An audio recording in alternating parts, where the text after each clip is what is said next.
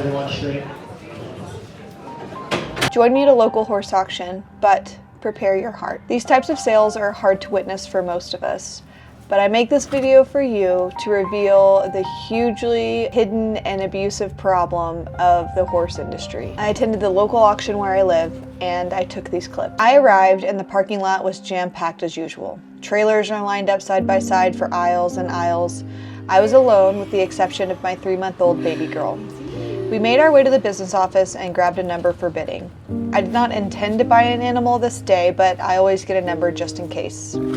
I arrived at the auction early enough to preview the horses and other equines that would potentially be there. So after grabbing a number, I put my baby in her carrier on my body and we just started walking. There had been a lot of snowmelt recently, and so the pens the animals were held in were ankle deep in wet, sticky muck. There were almost 90 animals for sale on this day. You have the ability to walk around and visit with the animals. Some of them reach through the bars to engage with you, and others stand as far away as possible. My mantra at the auction is, I see you and I'm sorry. Near the gate, on each end of the enclosures, there's a piece of paper that tells you what information the sales yard knows about the animal. At least that's how it is here. This piece of paper will tell you things like how old they are, if you can ride them, if they are broke to pack, are they boys or girls, and so on. Now, of course, the information on the piece of paper may not be true.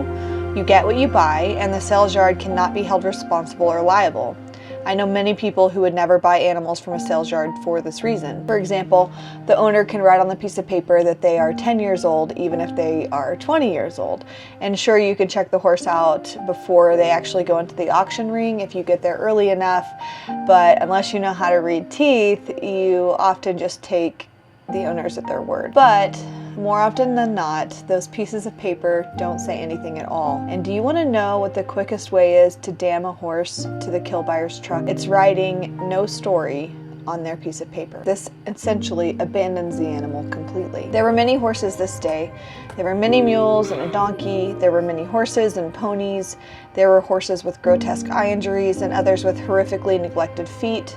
There were babies. There were extremely old horses. There were extremely skinny horses. There were horses with significant limps and those with old injuries and swollen joints. There was an old horse named Blue, and I will never forget his face. That's a story for another day, but one I think will drive straight to your heart like he did to mine. So my baby and I walked, and we walked. We made the rounds to every stall, and I said the same thing to each of them.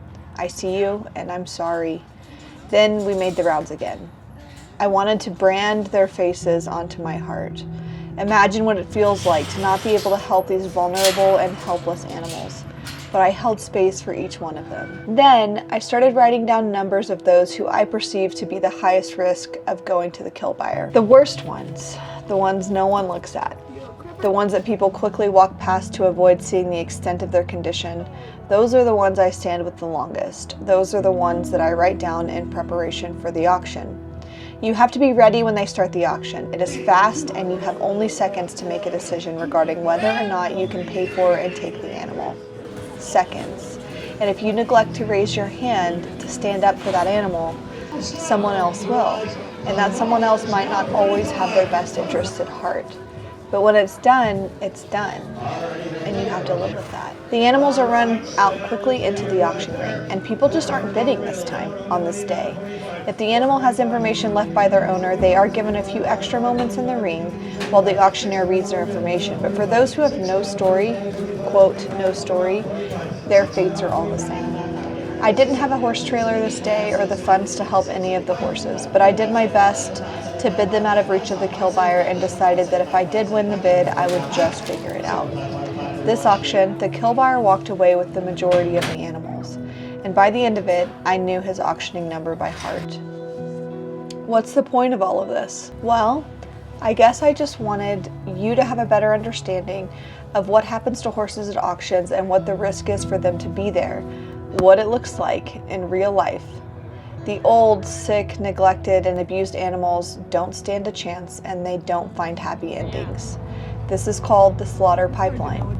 The slaughter pipeline is when animals are sold to foreign processing plants for human consumption. That's right, people are eating the horses or using their body parts for other purposes. The next local auction where I am is February 1st, and I want to be there with funds ready to jump in and quickly rescue. I want to help a few horses or donkeys out of the slaughter pipeline forever.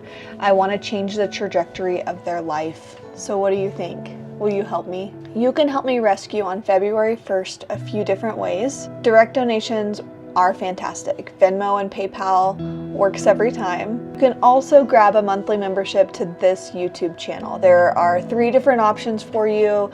You can be a groomer level membership for $2.99, a farmhand membership for $9.99, or a barn manager membership for $24.99. And of course, each of these levels comes with their own perks. You can see that on my homepage channel if you want to go there, and I'll also leave the link in the comments too. The monthly memberships come with more perks the higher that you get, and you will get to know me and the farm animals on a more intimate level by having a monthly membership. I look forward to the auction with a hopeful heart that if there's an animal that needs help, that needs someone to step in on their behalf, that I can do that for them. I can do that with your help.